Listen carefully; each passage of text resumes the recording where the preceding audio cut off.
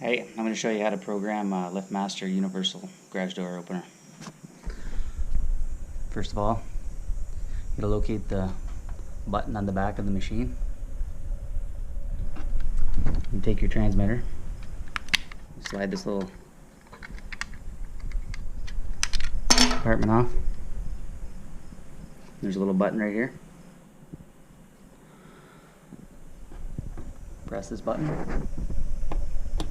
The light will come on. Press this button.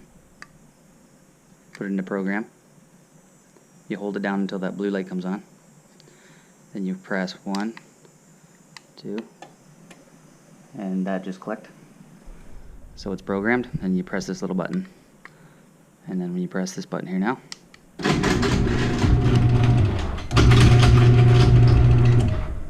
you're good to go.